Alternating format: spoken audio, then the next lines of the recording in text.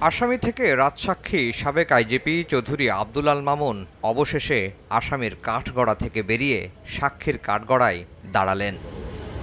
মঙ্গলবার সকাল 11টা 50 সাক্ষ্য দেওয়া শুরু করেন জুলাই আন্দোলনের সময় পুলিশ প্রধানের দায়িত্বে থাকা মামুন। জবানবন্দিতে 2018 সালের নির্বাচনী অনিয়ম, গুম খুন, পুলিশে গোপালগঞ্জের সিন্ডিকেট সহ নানা বিষয় তুলে ধরেন। জুলাই আগস্টের হত্যাযজ্ঞ নিয়ে সাবেক আইজিপি ট্রাইব্যুনালে বলেন, আন্দোলন দমনে মারণাস্ত্র ব্যবহার, হেলিকপ্টার থেকে গুলি ও ব্লক রেডের সিদ্ধান্ত হয় রাজনৈতিকভাবে। জানান, লেথাল উইপন ব্যবহারের নির্দেশনা এসেছিল শেখ হাসিনার কাছ থেকে।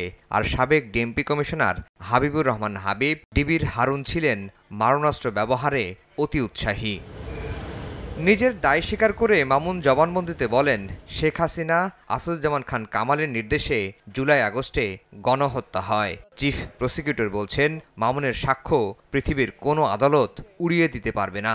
ইফাদ রশিক স্পার্ট মিক্সে আছে সবচেয়ে বেশি মশলার সংমিশ্রণ। ইফাদ রশিক স্পার্ট মিক্স মশলা। যে বক্তব্যটা তিনি আদালতে দিয়েছেন সেটাকে রিফিউট করার কোনো ধরনের মেকানিজম কারো কাছে নেই। এটি একটি অকাট্য, অপ্রতিরোধ্য সাক্ষ্য, যার মাধ্যমে জুলাই আগস্ট শুধু নয়, গত 15-16 বছর ধরে বাংলাদেশে গুম খুন সহ যে সমস্ত মানবতা বিরোধী অপরাধ করা হয়েছে তার বিরুদ্ধে একটা অকাট্য দলিল তিনি আজকে উপস্থাপন করেছেন আদালতে।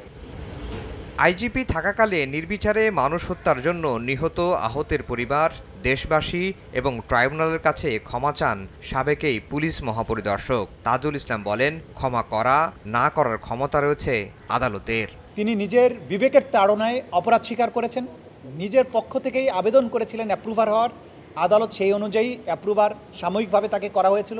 আজকে তার বক্তব্য গ্রহণ করেছেন। চূড়ান্ত সিদ্ধান্তের মধ্য দিয়ে তার ব্যাপারে আদালত কি সিদ্ধান্ত নেবেন সেটা নির্ধারিত হবে। অপরাধবোধ, বিবেকের তাড়নায় আসামি থেকে রাজসাক্ষী হওয়ার কথা জানান চৌধুরী আব্দুল আল মামুন।